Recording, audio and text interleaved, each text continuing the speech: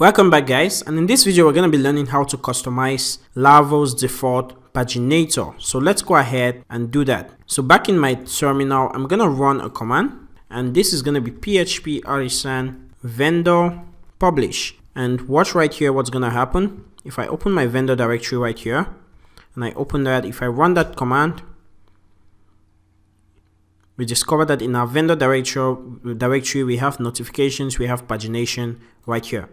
Okay, so these notifications, it's for our emails. So when we're sending notifications like we're doing in our forum right here, we discover that we have some we had some default emails. So if you want to edit that, this is where you're going to edit that. And also we have pagination.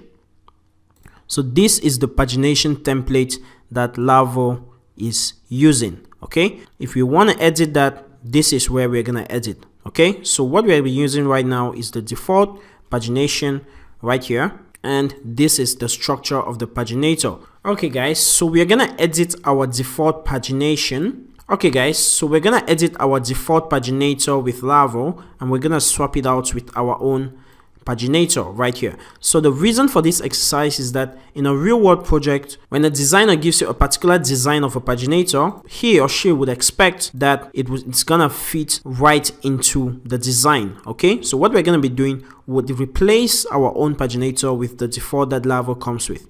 So it's gonna be just a trial and error, not trial and error, but it's just gonna be a little tricky, but we're gonna get a hang of it. So first of all, I noticed that in the default right here, I have an unordered list, which is the wrapper. So for mine, it's a nav. So I'm just gonna replace the nav right there. And these are default bootstrap classes, but for my nav, it has two classes that it takes right there. So align center and navigation. So I'm just gonna swap that out. So the container is done. Next step, for the pagination links, for one that is inactive, it doesn't have the current class. So I'll copy that and I'll come to my default paginator. Here we have previous link. I'll just remove that because I'm not going to be displaying the previous link right here. And we have the pagination elements, and I'll come right down, array of links, and right here we say if paginator is the current page, echo this out, else echo this one out right here. So I'll paste this in, and you'd see that the link should go to a URL variable right here that we're echoing, and I'll put that there.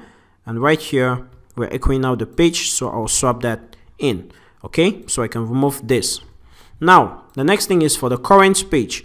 I just need to copy my current page template from here. So I'll copy that and I'll head over to my default and I'll paste that in. So I'll just paste it at the bottom, and this is not supposed to go to anywhere because it's active. So we'll just copy the page and replace it with where we have the page right here, and then we'll just get rid of that. Okay, so this is the template for current, this is the template for nav elements, and this is for next page link, which we're not going to be displaying, so we can delete it. And right here for the 3 dots separator, we're not going to be using that because our paginator that comes with our template doesn't have it.